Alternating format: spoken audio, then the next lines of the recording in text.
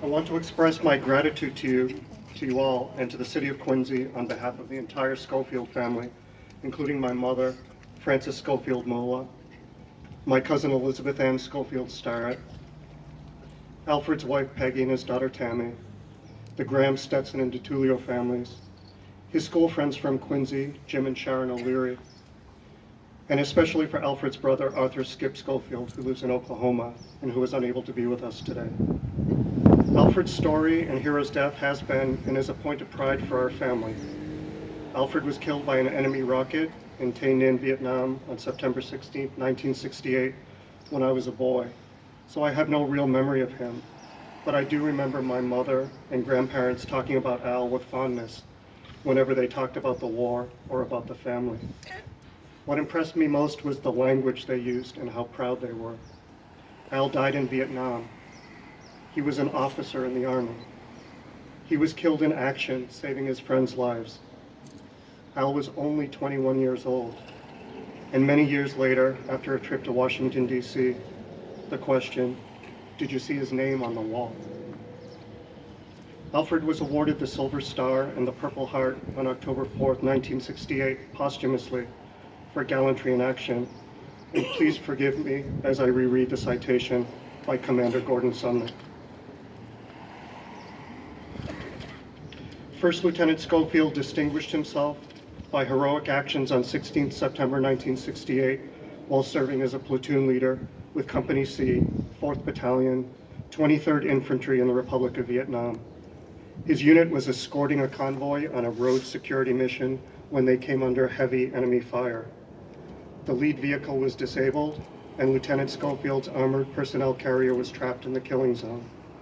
The initial burst of enemy fire killed or wounded several members of his platoon. Hearing a plea from one of the wounded men, Lieutenant Schofield, with complete disregard for his personal safety, braved the devastating enemy fire as he treated the ailing man. While carrying his comrade to the rear, Lieutenant Schofield was fatally wounded by an enemy rocket. His valorous actions were responsible for saving several lives and the successful completion of the mission. Lieutenant Schofield's personal bravery, aggressiveness, and devotion to duty are in keeping with the highest traditions of the military service and reflect great credit upon himself, his unit, the 25th Infantry Division, and the United States Army. Alfred's sacrifice is now part of our family's lore and is just one moment in a long tradition of family military service.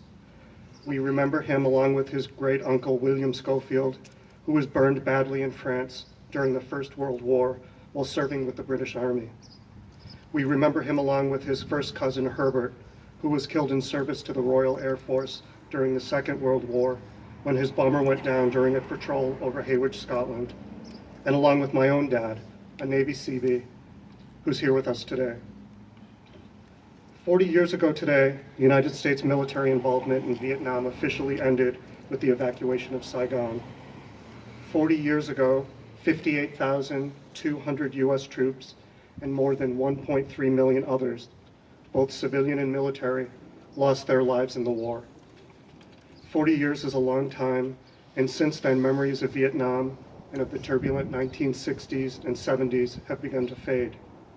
We're grateful that the son of Quincy, Massachusetts, First Lieutenant, Silver Star, and Purple Heart recipient, Alfred Vincent Schofield, who grew up here, who went to school here, who started a family here, has not been forgotten, and that he is being honored here today.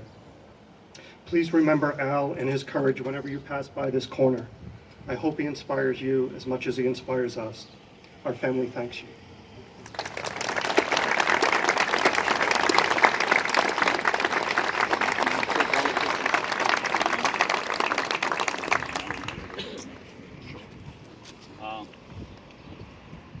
This will conclude Schofield Square.